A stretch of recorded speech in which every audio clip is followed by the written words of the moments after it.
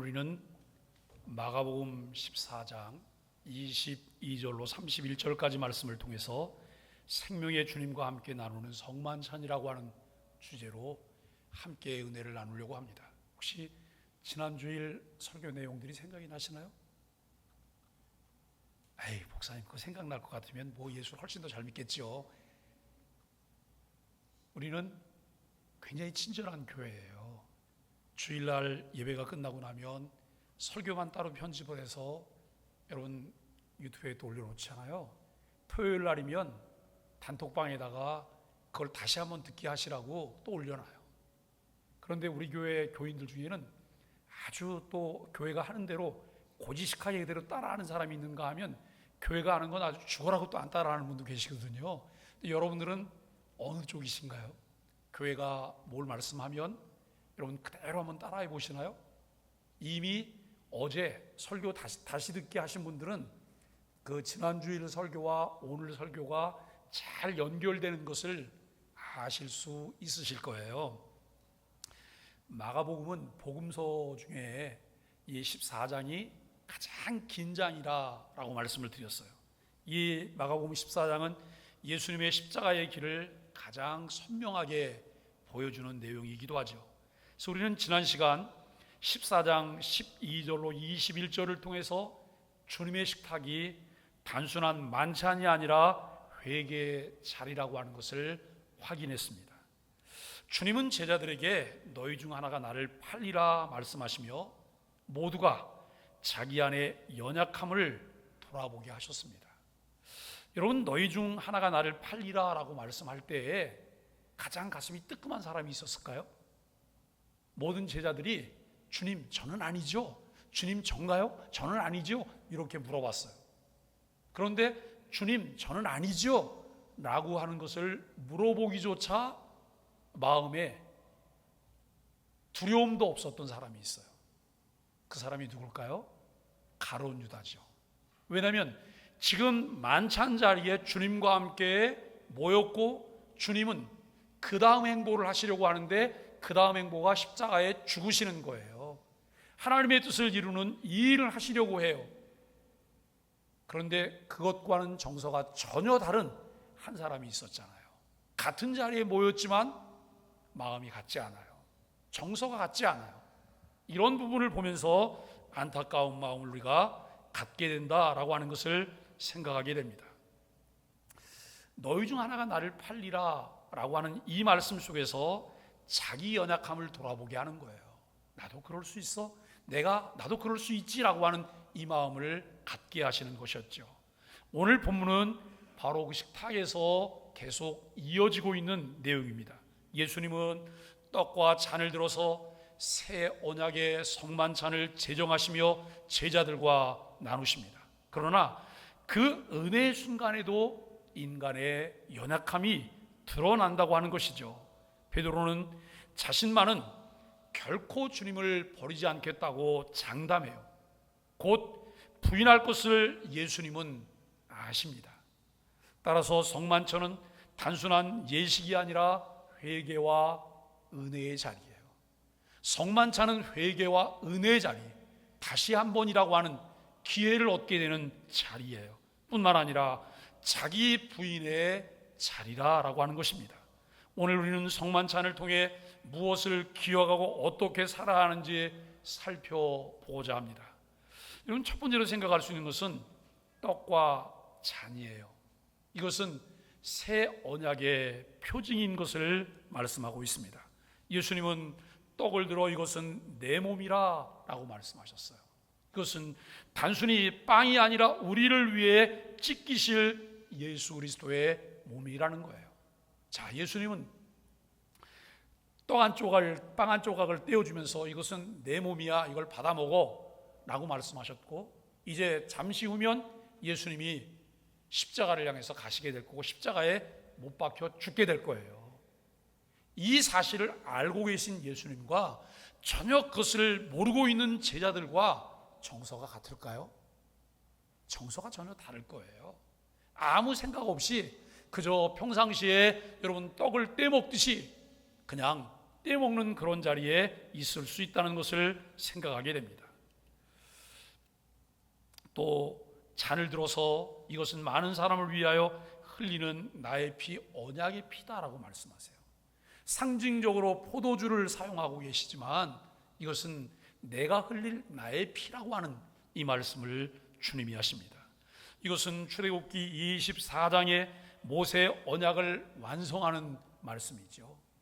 모세를 통해서 주셨던 율법과 언약, 모세와 함께 맺으셨던 언약을 완성하고 있는 말씀이라고 하는 것입니다. 이제 더 이상 짐승의 피가 아니라 예수님의 피가 우리를 살립니다. 모세가 하나님과 언약하고 난 이후에 여러분, 이스라엘 백성은 매번 짐승을 잡아서 하나님 앞에 제사를 드렸어요. 장차 오실 메시아를 기대하고 바라보면서 그들이 하나님 앞에 제사를 드렸습니다. 그러나 예수님께서 오셔서 단번에 십자가의 제물 되심으로 더 이상 이와 같은 일들이 필요치 않게 되었음을 알게 됩니다. 예수님께서 십자가를 통해 이루신 이 놀라운 일의 의미를 깨닫게 될 때 다시 죄를 위하여 제사 드릴 것이 없느니라고 하는 히브리서 10장 18절의 은혜를 누리게 되는 것이죠.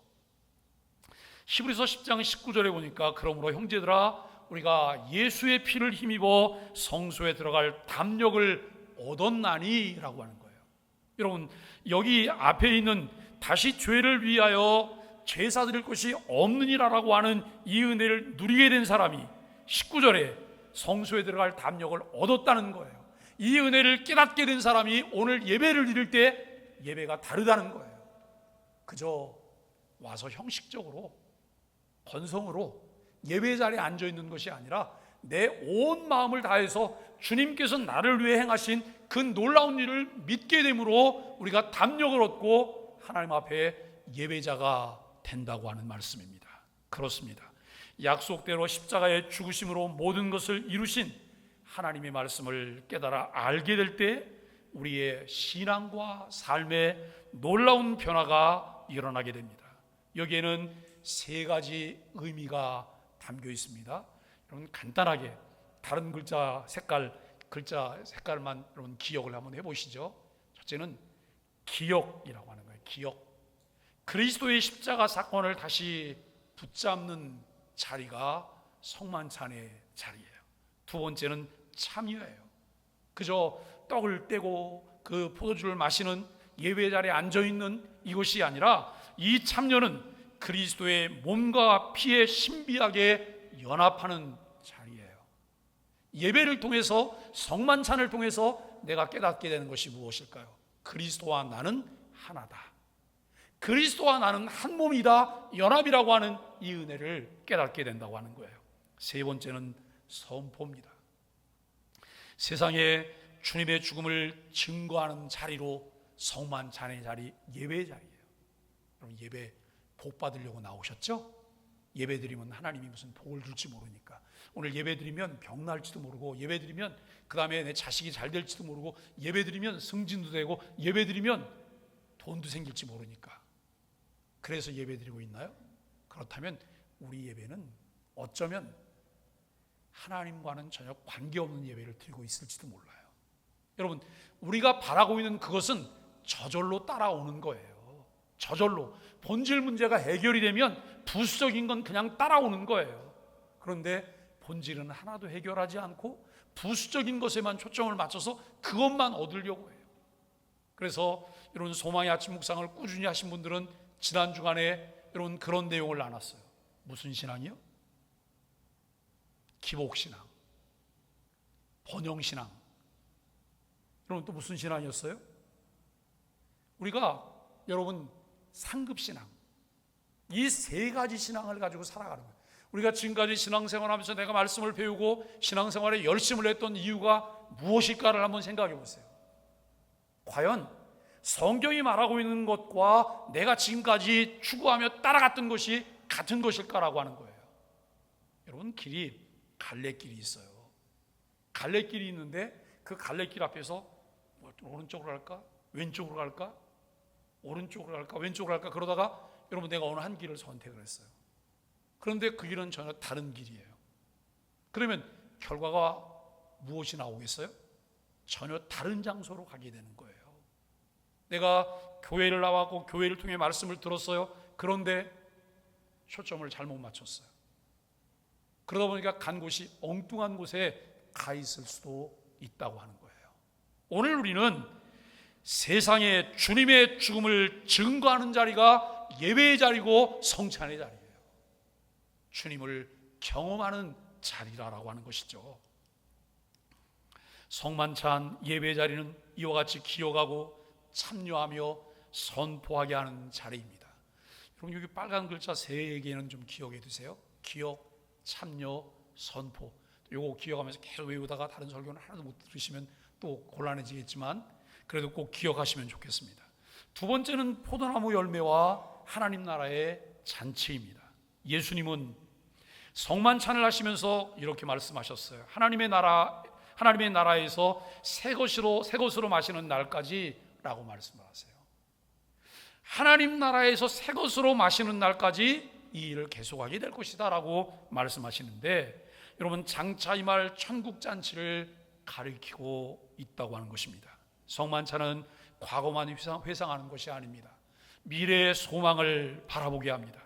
우리는 이 잔을 마실 때마다 주님 다시 오실 날 그 영원한 잔치를 기대하며 살아가야 한다는 것이죠. 세 번째는 은혜 앞에서 드러나는 인간의 자기 과신입니다. 제자들은 찬송하고 감람산으로 갔어요. 여러분, 그 짧은 시간에 일어났던 일을 한번 회상을 해보세요. 성만찬을 하면서 예수님이 이것은 내 몸이야, 이것은 내가 흘릴 피야, 그리고 우리 중에는 나를 팔 자도 있어. 이게 얼마나 기가 막힌 거예요. 너무 무겁잖아요.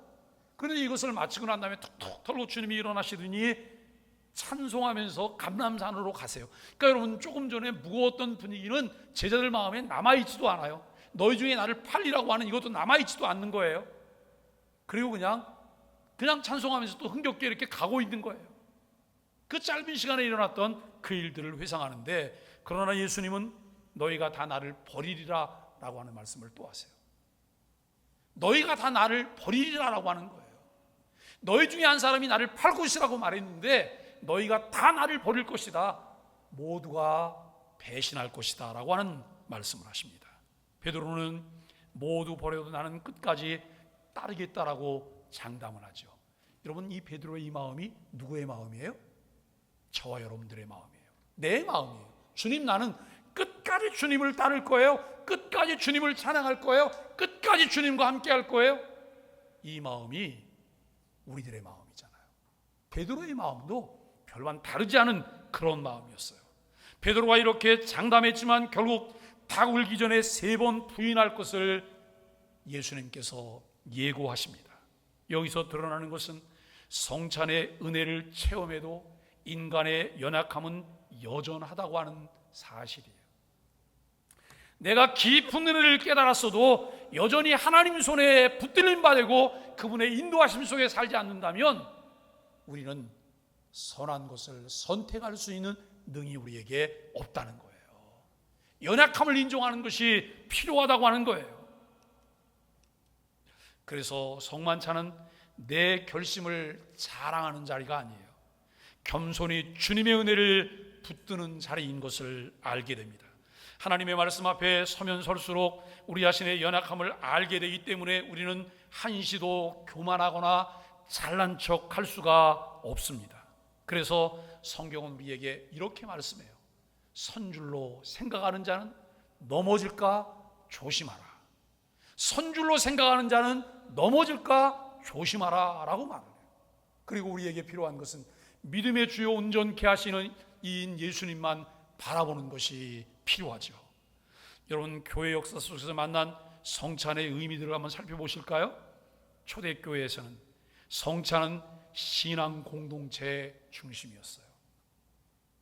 예수님이 성찬을 제정하셨고 예수님이 십자가에 죽으시고 성령께서 오심으로 처음 시작된 기독교의 교회인 초대교회에서 이루어졌던 이 성찬은 신앙 공동체의 중심이었다고 하는 거예요. 사도행전 2장 42절로 46절을 보면 초대교회 성도들은 떡을 떼며 모이기를 힘썼다라고 말을 해요. 여기서 떡을 뗀다고 하는 표현은 단순한 식사가 아니에요. 성찬 예배를 가리키고 있다고 하는 거예요. 초대교회 예배는 말씀 선포와 더불어 찬양이 중심이었습니다. 우리 여러분 개혁교회는 예배의 중심이 뭐예요? 말씀이에요. 말씀이 개혁교회의 중심이에요. 초대교회는 이 말씀 선포와 더불어 성찬이 중심이었음을 우리가 알게 됩니다. 매 주일마다 성도들은 함께 모여 떡과 잔을 나누며 그리스도의 죽으심과 부활을 선포했음을 알게 됩니다. 이 성찬은 단순한 의식이 아니라 공동체를 하나로 묶는 코이노니아였어요. 교제라고 말하는 코이노니아의 핵심이었음을 알게 된다고 하는 것입니다. 가난한 자와 부유한 자, 종과 자유인, 유대인과 이방인이 모두 한 몸이고 한 피에 참여하는 경험을 통해 그리스도의 사랑 안에서 평등함과 연합을 경험하게 된다는 거예요. 자, 여러분, 우리가 한 몸 공동체인 것을 믿으세요? 옆 사람을 한번 쳐다보시죠. 옆 사람을. 혹시 왼수처럼 보이는 사람은 없나요? 여러분, 우리 모두가 한 몸 공동체예요. 그리스도 안에서 한 몸이세요. 이 사실을 믿는 것, 이것을 경험하는 것이 성찬 예식이며 예배라고 하는 사실을 우리는 알아야 합니다. 초대교회의 성찬은 오늘 우리에게 성찬이 단순한 개인적 경건 훈련이 아니라 공동체적 신앙 고백임을 일깨워 준다는 거예요. 여러분, 내가 예수님을 잘 알게 됐어, 예수님을 잘 믿게 됐어, 신앙을 갖게 됐어, 신앙이 점점 깊어져. 그러면 그 사람을 통해서 여러분 여러 부분이 탁월하게 나타나야 돼요. 그 중에 하나가 뭐냐면 받아들임이에요. 받아들임. 다른 사람들을 수용하는 거예요. 받아들이고 인정하고 존중하고 배려하고 그들과 함께하는 거예요. 이 사람은 거지라서 안 되고, 이 사람은 이래서 안 되고, 저 사람은 저래서 안 되고, 이것 아니죠. 예? 우리 여기 옆에 엠마우스라고 하는 어른들 무료 급식소가 있어요. 요 성당이 운영했었거든요. 성당. 저도 작년까지는 봉사를 여러 차례 갔었는데, 그런데 이제 그 성당에서 10여 년 넘게 그 앞에 그걸 운영할 때 임대를 해갖고 운영했기 때문에 임대료를 매월 한 150만 원씩 임대료를 성당이 지불한 거예요. 굉장히 큰일한 거죠. 그러다가 여기 놀이터에다가 이제 경로당을 지으면서 거기에 무료 급식소 건물이 하나 들어오게 되는 거예요. 이렇게 이제 곧 될 건데 성당에서 우리는 더 이상 운영 못하겠다고, 애로가 많죠. 수익 사업이 아니다 보니까. 그래서 못하겠다고 해서 그걸 내놨어요. 입찰을 했어요. 입찰을 했는데 누가 입찰을 받았냐면 진덕사라고 하는 절이 입찰을 받았어요. 절이 입찰을 받았는데 문제는 뭐냐면 건물이 짓다가 문제가 생겨갖고 중단됐어요. 그러니까 급식을 해야 될 곳이 없잖아요. 그래서 옆에 있는 오복식당에서 급식을 하게 돼요. 그러니까 오복식당이 배려해서 이제 그것을 하게 하는데 이게 뭐 거기가 영업장소인데 불편함이 많지 않겠어요? 그러다 보니까 문제가 자꾸 생기는 거예요. 그래서 동사무소에서 동장님이 전화가 왔어요. 목사님, 여차저차한데 교회가 주방을 좀 내주실 수는 없을까요? 제가 뭐라고 대답할 것 같아요? 안 돼요 라고 말했을까요? 하시죠. 그랬더니 또 무슨 얘기가 나오냐면 어르신들이 지금 여기서 안 되니까 해가지고 배달을 해주는 거예요. 어른들이 배달이 아니고 직접 와서 식사를 하고 싶다는 말씀을 하시죠. 이게 취지에도 맞거든요. 집에만 계시지 않고 집에 은둔되어 있는 분들을 밖으로 나오게 하는 것도 목적이기 때문에 그것도 맞는 거예요. 그 부분도 얘기를 해서 제가 그것도 하시라고 그랬어요. 그런데 그 일이 안 됐어요. 왜 안 됐을까요? 진행이 안 되는 거예요. 그래서 제가 이번에 거기 이제 그 진덕사에서 여기를 운영 주체이신 그 회장님에게 물어봤어요. 이거 지난번에 교회에서는 다 허락해 드렸는데 이게 왜 안 됐어요? 그랬더니 그분이 잔뜩 화가 나고 뭐라고 말씀하신, 시청에서도 다 허락했는데 스님이 안 된다 그랬어요. 스님이, 여러분, 스님 안 된다고 말하실 수 있어요. 왜요? 그럼 불교잖아요. 교회 안에서 그걸 하신다고요? 근데 여러분, 우리 교회는 왜 불교가 그걸 운영 주체가 됐는데 그걸 하라고 했을까요? 제 생각은 이거예요. 불교, 기독교의 문제가 아니라 이것은 무슨 문제예요? 먹고 사는 문제잖아요. 예? 가난하고 어렵고 힘든 분들, 소외된 분들 먹고 사는 문제거든요. 우리가 그 정신에서 함께 이것을 이해하고 받아들이고 서로 봐야 되는 거예요. 아마 그걸 하고 났으면 우리 교회 내에서도 말이 많았을지도 몰라요. 예? 그런데 그럼에도 그걸 해야 돼요. 왜요? 교회이기 때문에, 그리스도인이기 때문에, 성경의 가르침이기 때문에 우리가 우리를 내어놓아야 돼요. 내가 편안하고 이익이 되고 좋은 것만 성경은 그렇게 말씀하고 있지 않거든요. 오늘 우리가 이런 부분들을 보면서 정말 내가 공동체라고 하는 신앙 고백이 있을 때 나를 통해 나타날 수 있는 것이 무엇일까를 생각해 보세요. 중세교회는 성찬의 형식화와 성직자 중심이었습니다. 시간이 지나면서 성찬은 점점 의례화가 되었고 성도 전체가 아니라 성직자 중심으로 변질이 되었습니다. 그래서 여러분, 일명 화채설이라고 하는 이야기가 나왔어요. 화채설. 1215년 제4차 나테란 공의회에서 이 부분이 여러분 확립이 되었는데요. 떡과 잔이 실제로 성찬을 하면서 떡을 떼주잖아요. 그리고 잔을 주잖아요. 이것을 받아들 때 이것이 실제로 뭐로 변한다고요? 예수님의 몸과 예수님의 피로 변한다는 거예요. 이게 화채설이에요. 이 교리를 가톨릭이 강조를 했던 거죠. 이로 인해 성찬은 신비롭지만 동시에 평신도는 쉽게 접근할 수 없는 두려움의 자리가 되어버렸습니다. 또 잔은 성직자만 마시고 평신도는 떡만 맞는 예수님 제정의 정신과는 전혀 관계가 없는 이런 관행도 생겨났다고 하는 것이죠. 성찬의 본래적 의미인 공동체적 연합이 약화되고 성직자와 평신도 사이에 간극이 생겼습니다. 중세교회의 성찬은 우리에게 형식만 남고 본질을 잃어버린 신앙의 위험성을 경고해요. 또 종교개혁이 일어나면서 성찬의 본질 회복을 위한 투쟁들이 계속되어집니다. 종교개혁자들은 성찬에 대해 서로 다른 강조점을 가졌지만 공통적으로 형식보다는 본질을 회복하려고 하는 노력들을 했습니다. 그래서 여러분, 이 마틴 루터죠. 루터교는 그리스도의 실제적 임재를 주장했어요. 그리스도의 실제적 임재. 그는 화채설은 부정했지만 성찬에서 그리스도의 몸과 피로 실제로 임한다고 그렇게 믿었습니다. 그는 성찬을 단순한 기념이 아니라 은혜의 수단으로 강조를 했습니다.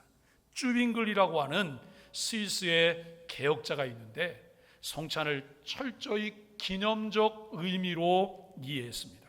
즉 떡과 잔은 단지 그리스도의 희생을 기억하게 하는 상징이라고 하는 거예요. 여러분, 그리고 칼빈은 루터와 쯔빙글리 사이에서 조율하며 성령을 통한 실제적 연합을 강조했습니다.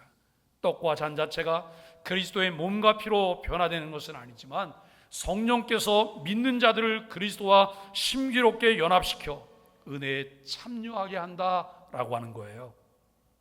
제가 지금 몇 가지를 얘기했거든요. 여기서 중요한 것은 이거예요. 내가 그동안 배웠고 믿고 지금까지 내 마음에 가지고 있는 이 성찬에 대한 의미는 뭘까? 요거를 찾아내셔야 돼요. 아유, 다 이것도 아니고 저것도 아니고 다 범벅이지 뭐. 어? 이렇게 하든 저렇게 하든 뭐 무슨 상관이 있어? 관심이 없는 거예요. 내가 알고 있는 것, 내가 행했던 것, 이것이 무엇일까? 성경적인 것은 무엇일까? 이 부분을 찾아내는 거예요. 종교개혁의 논쟁은 오늘 우리에게 성찬의 핵심이 단순한 상징도 단순한 마술적 변형도 아니라 성령 안에서 그리스도의 은혜에 참여하는 실제적 사건임을 우리에게 가르쳐주고 있습니다. 그래서 오늘날 은혜의 통로이자 공동체의 연합임을 말씀하는데요. 오늘날 성찬은 교단에 따라 이해와 방식은 다르지만 공통적으로 그리스도의 은혜에 참여하고 공동체적 연합을 확인하는 자리로 이해를 하게 되죠. 성공회와 루터교는 여전히 실제적 임재를 강조해요. 개혁교회는 성령을 통한 연합을 강조해요. 침례교회나 복음주의 교회들은 성찬을 기념과 감사와 예식으로 강조하고 있다는 거예요. 여기에서 나는, 우리 교회는 어떤 것일까? 이게 구분이 되세요?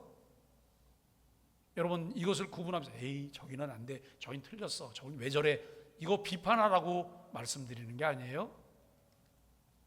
그러나 어느 전통이든 성찬이 단순한 상징이 아니라 하나님의 은혜가 구체적으로 흘러들어오는 통로라고 하는 점에서 이제 공감하게 됩니다. 동시에 성찬은 공동체를 하나로 묶습니다. 우리가 한 떡을 나누며 주 안에서 하나임을 고백하는 순간 분열된 교회와 갈라진 관계 속에서도 화해와 연합의 능력을 새롭게 경험하는 자리입니다. 오늘날 교회에 주어진 과제는 성찬을 단순한 형식이나 의무로 치우치지 않고 삶과 공동체를 변화시키는 은혜의 사건으로 회복하는 것입니다. 적용을 위한 성찬인데요, 이 성찬과 신앙 그리고 실천적인 삶은 무엇일까? 성찬은 교회 안에서 끝나는 의식이 아니에요. 반드시 삶으로 이어져야 하는 사건이에요. 여러분, 교회에서 11시 예배가 끝났어요. 끝나고 집으로 가세요. 오후 예배도 드려야 되지만 죽어도 오후 예배는 안 드리고 난 오전 예배는 드릴 거야. 어떻게 하겠어요? 예? 주님도 어떻게 못 하시겠죠. 근데 여러분, 예배 끝나고 그냥 나가신단 말이에요. 나가시고 난 다음에 예배가 끝난 거예요? 아니요. 그 다음에 2부 예배가 삶의 현장에서 시작이 되는 거예요. 2부 예배가. 예수님은 떡과 잔을 나누신 후에 제자들을 세상으로 내보내셨습니다. 오늘 우리가 성찬에 참여한 뒤 다시 일상으로 돌아가는 이유는 받은 은혜를 삶으로 흘려보내라고 하는 부르심이 있기 때문이에요. 그래서 첫 번째는 기억이에요. 기억. 두 번째는 뭐예요? 세 번째는 뭐지요? 다 잃어버렸지 뭐 기억하겠어요. 여러분, 첫 번째는 기억인데요, 십자가의 사랑을 깊이 묵상하라는 말씀이에요. 성찬은 무엇보다도 기억의 자리입니다. 이를 향하여 나를 기념하라고 하는 주님의 말씀처럼 우리는 성찬 때마다 십자가를 바라봐야 합니다. 내가 아직 죄인 되었을 때 그리스도께서 나를 위하여 죽으셨다고 하는 이 사실을 되새기며 하나님께 감사해야 합니다. 성찬에 참여하기 전 자기 성찰과 회개가 없다면 단지 형식에 불과한 거예요. 예배에 들어오기 전에 여러분, 나를 돌아보면서 성찰과 회개가 없다면 이 예배는 단지 형식에 불과할 뿐이다 라고 말씀을 드릴 수 있어요. 성찬 전 한 주간 시간을 정해 십자가 묵상과 자기 성찰을 하나님 앞에 기도하며 준비하시는 것이 필요합니다. 두 번째는 참여입니다. 성도들과 연합하여 공동체를 세워가라고 말씀해요. 성찬은 개인만의 사건이 아니라 공동체적 사건입니다. 한 떡을 떼며 우리가 한 몸임을 고백하는 자리입니다. 성찬에 참여하면서도 성도 간의 갈등은 풀지 않는다면 성찬의 의미를 왜곡하는 것이라고 말씀을 드릴 수 있습니다. 사도 바울은 고린도전서 11장에서 분열된 마음으로 성찬에 임하는 것은 주님의 몸과 피를 분열하지 못하는 죄라고 경고하고 있습니다. 성찬에 참여하기 전에 마음에 맺힌 관계가 있다면 화해와 용서를 먼저 구하셔야 돼요. 내가 예배를 예배답게 하나님이 받으시는 영과 진리로 예배하기를 원한다면 예배하기 전에 우리가 여러분 마음에 맺혀있는 관계를 먼저 화해하고 풀어내는 일이 필요하다라고 하는 말씀입니다. 세 번째는 선포입니다. 성찬을 통해 복음을 삶으로 드러내는 것인데, 성찬은 단순히 교회 안에서만 의미가 있는 것이 아닙니다. 바울은 너희가 이 떡을 먹으며 잔을 마실 때마다 주의 죽으심을 그가 오실 때까지 전하는 것이라고 말씀했습니다. 성찬은 복음을 전하는 행위입니다. 교회 안에서는 떡과 잔으로, 교회 밖에서는 삶으로 복음을 선포해야 합니다. 성찬의 은혜를 받은 성도는 복음의 증인으로 살아가야 한다는 말씀입니다. 성찬 후 최소 한 사람에게 복음을 나누거나 믿지 않는 이웃들을 위해서 우리가 기도하셔야 돼요. 여러분, 우리가 주일 예배를 마치고 한 주간 동안 살면서 최소 한 사람 이상에게 내가 복음을 나눌 수 있어야 돼요. 그리고 이웃을 위해서 기도하셔야 돼요. 뭐 주일날 교회 왔다가 모든 걸 새까맣게 다 잊어버리고 세상 사람이나 나나 별 차이 없이 똑같이 살아간다고 한다면 그리스도인의 나음이 무엇입니까? 그리고 그 다음 주일날 와갖고 주님에게 뭐, 주님 내가 목이 말라요, 갈급해요. 목이 마르고 갈급한 건 틀림없는 사실이죠. 근데 채우지도 못하고 그냥 돌아가요. 예? 빈잔을 채우지도 못하고 돌아가서 여전히 허덕거리면서 한 주간을 살다가 또 여러분 또 나타나요. 해결되지 않는 갈등과 딜레마 속에 우리가 빠지게 되는 것이죠. 네 번째예요. 한 세 가지를 말씀드렸잖아요. 첫 번째가 뭐였어요? 기억. 두 번째가요? 예? 참여. 세 번째가요? 선포. 네 번째, 실천. 받은 은혜를 가정과 일터에서 사랑과 순종으로 흘려보내라 라고 하는 것입니다. 성찬은 예배로 끝나지 않습니다. 은혜를 삶으로 실천하는 자리로 이어져야 합니다. 가정에서 가족을 향한 사랑과 용서, 그리고 믿음의 전수가 있어야 합니다. 여러분, 오늘 예배 드리고 집에 가서 싸우지 마세요. 바가지 긁지 마세요. 한 주간 내내 싸우지 않고 사랑으로, 용서로, 배려로, 이해로 감싸주는 마음으로 가셔야 돼요. 속에서는 어느 때는 열불이 날 수도 있어요. 그런데 여러분, 그래도 내가 참아야지, 내가 이해해 줘야지. 참으면 점점 더 할 수도 있지만 그래도 여러분 참으셔야 돼요. 일터에서 정직하고 성실하고 사랑의 섬김을 통해 복음을 드러내셔야 돼요. 직장에서 정직하십시오. 성실하십시오. 주어진 일에 최선을 다하셔야 돼요.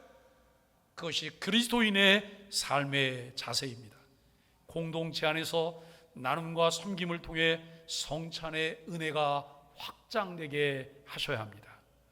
이번 주에 구체적으로 한 가지 실천을 한번 정해보세요. 예를 들어서 가족에게 미안했던 일을 화해하기. 미안했던 일을 화해한다 그러면서 상대에게 왜 나한테 손을 안 내미는 거야? 이렇게 말하면 안 되잖아요. 내가 먼저 이야기 꺼내셔야 되는 거예요. 어려운 이웃을 도우며 작은 선행 실천하기. 직장에서 신뢰를 세우는 말과 행동으로 복음을 드러내기. 사랑하는 소망의 가족 여러분, 성찬은 과거의 사건을 기념하는 자리만이 아니라 오늘 우리를 변화시키는 자리입니다. 또한 미래 하나님 나라의 잔치를 소망하게 하는 자리입니다. 주님은 성찬을 통해 우리에게 말씀하십니다. 나의 몸과 피로 너를 살렸다. 이제 너희도 이 은혜를 삶으로 살아내라라고 말씀하십니다. 오늘 성만찬 앞에 선 우리는 주님, 제 힘이 아닌 주님의 은혜로 살겠습니다.